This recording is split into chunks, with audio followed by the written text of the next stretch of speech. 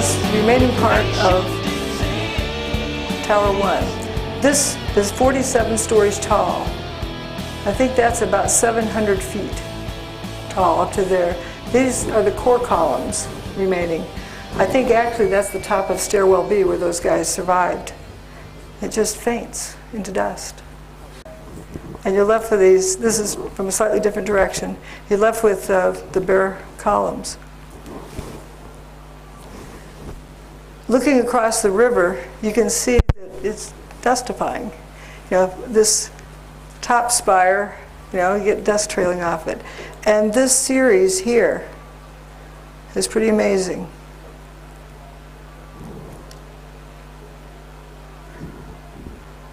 I'll look at those.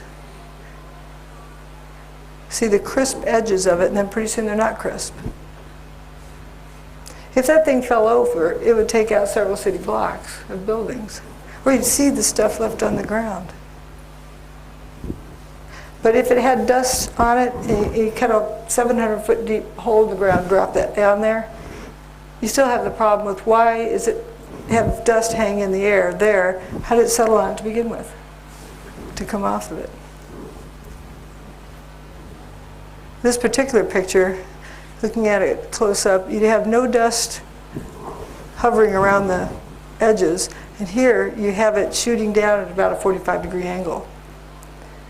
It's like it lathers up, and you can see pretty much, you know, pretty fine detail there. And it doesn't have dust kind of hovering around it.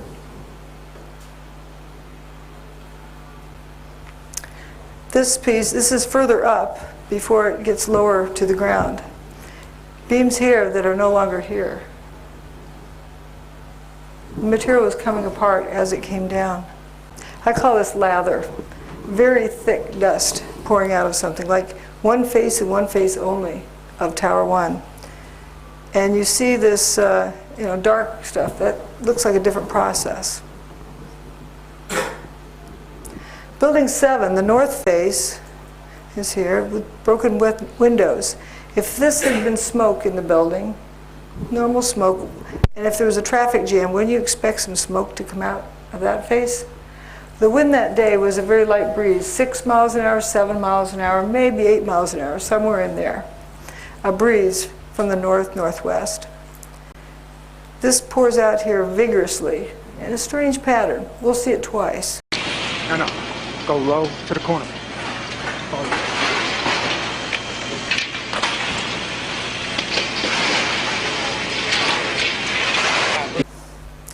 From ground to roof. Now fires, when they start burning buildings, they consume all the fuel here, and they go to the next room, consume all the fuel there. How do you get from the ground to the roof for a long period of time? And it's not coming out those windows. No. Go low to the corner.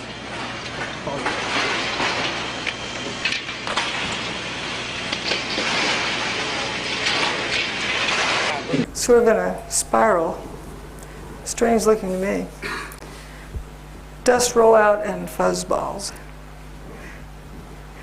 All right, the dust rollout. Imagine if one of the towers, you had glass sidewalls, ground up everything in it and fluffed it up, and then took the sideboards off of it, and whoosh, out the dust would come.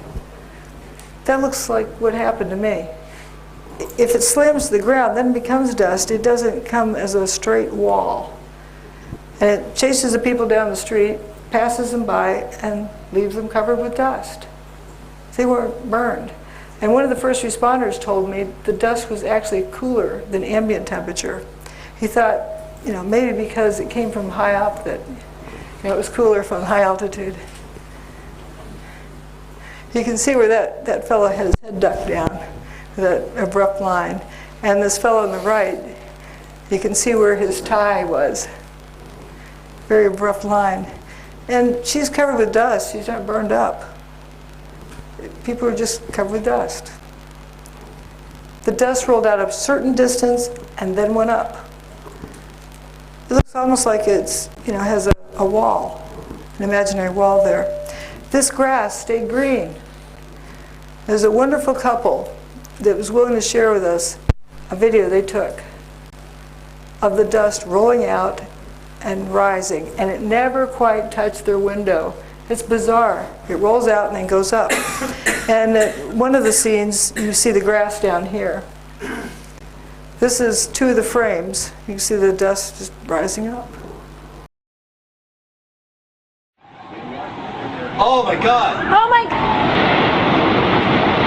Oh my God! Oh my God! Oh my God! I told you! Oh my God! All these people! Oh my God! Oh my God! Oh my God! Oh, it's awful. Oh baby, hold Lily. Oh my God! Come on, let's go to the other room. Yeah.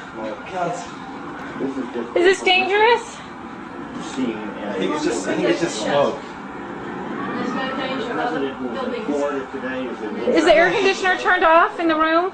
And the windows closed in the People were bedroom? near the area are in an absolute crazy situation. The entire top of the building just collapsed. The entire building is collapsed. Building just collapsed. We're going to leave because the smoke is coming right at us. Obviously, this is a devastating They're gone.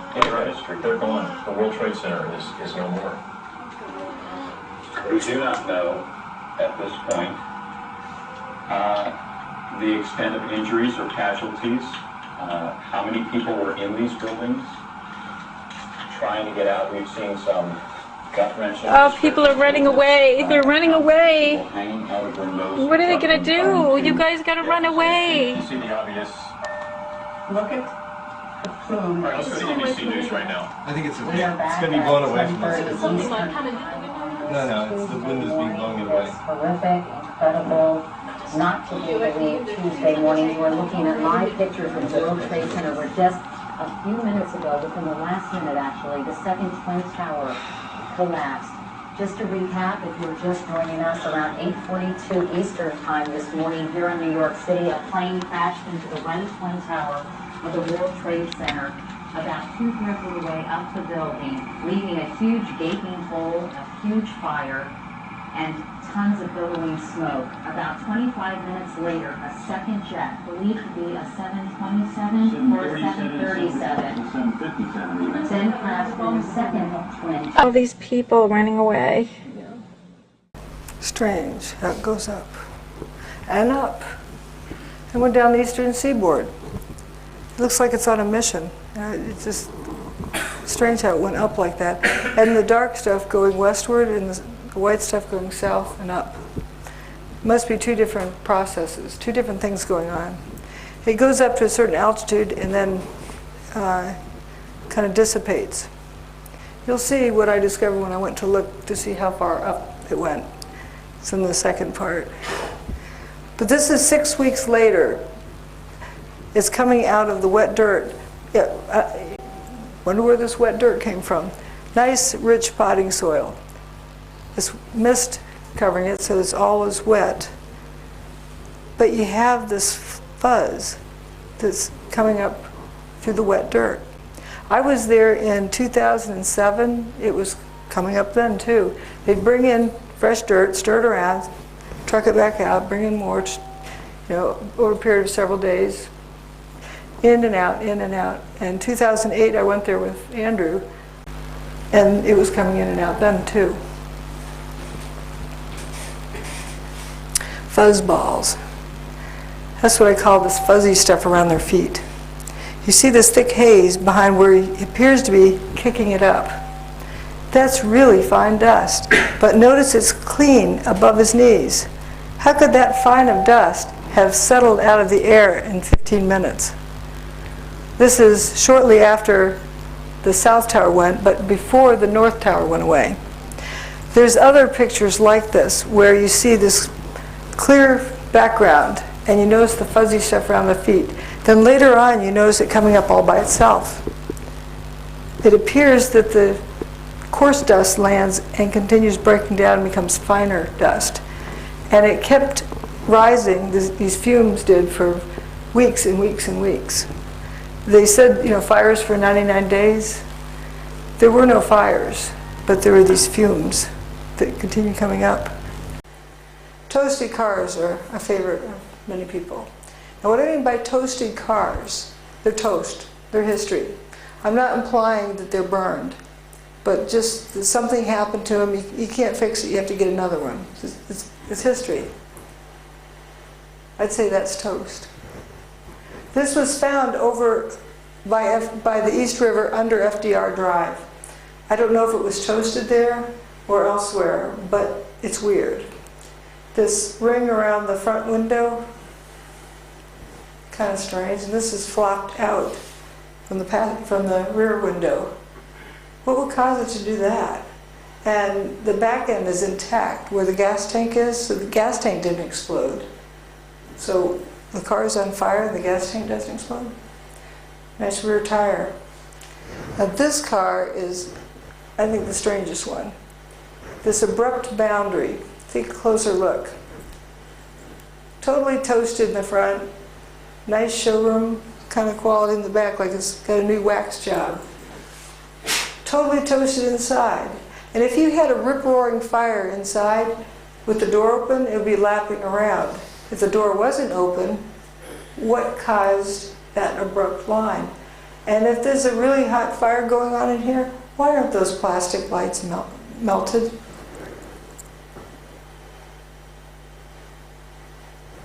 On the other side of that very same police car is this round spot. There's an enlarged area. That round spot that doesn't look toasted. Fire is black, white, shades of gray in between. You don't get totally burnt, not burnt at all, with 1 nanometer of separation. There's something else going on there. And notice the trunk lid is popped open. That's a pattern I noticed, as well as the missing door handles. There could be, reasons for you'd see that in burnt cars, but not necessarily the same pattern in every situation. It seems like there's a material-specific effect. Door latches, trunk latches. That's where most of the toasted cars were in place, all along that road. And then there's the toasted car park. Cars over an FDR Drive, and the strangest aspect of this, a first responder was driving across the Manhattan Bridge and said, you could feel the heat from the bridge. Wait a minute, that can't be conventional heat. The paper wasn't even burning over here, and that's 3/4 of a mile away.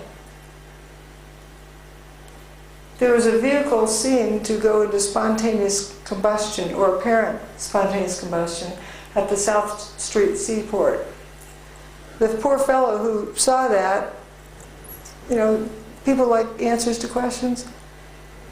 He assumed that a fireball must have gotten loose from the World Trade Center, rolled down there, and ignited the car, because why else would a car go into spontaneous combustion? And you said you saw melted tour buses, melted cars? The cars that were right down there, it was just unbelievable. They were twisted and melted into nothing. The debris is just unbelievable. And then you can see fire trucks and police vehicles that were down there early that all their windows, the windshields are completely blown out must have been from when debris dropped. But even more jarring, I think, is this scene right here. Look at these two cars placed on top of one another. I think when you think about the impact that these planes must have had, it's hard to visualize it because everything melted. But here, at least you have some remnants. You have literally an engine that is melded together with other parts of the car. Moving over, you've got another car they moved here. It looks like it's been through a war. You can see the papers, all the burned out papers from the building. You see the soot and the dirt. And it just shows you how devastating this blast was. Look across the street there. You've got a Con Ed truck that, some of the Con Ed people now looking at, examining, trying to figure out which truck that actually was. But that truck, too, in terrible shape.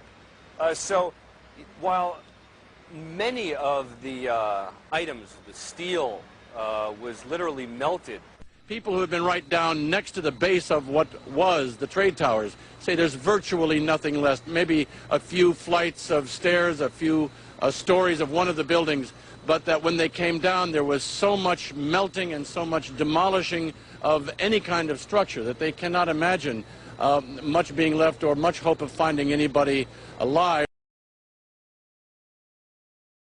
Richplanet TV is coming to a town near you. In May 2013, I will be travelling around the UK, speaking at the following places: Gateshead, Glasgow, Leeds, Liverpool, Birmingham, Weston-super, Southampton, Reading and London. I'll be covering recent UFO reports, which is not to be missed, and exposing a range of issues you won't find discussed on mainstream TV. Get ticket details from the richplanet.net website.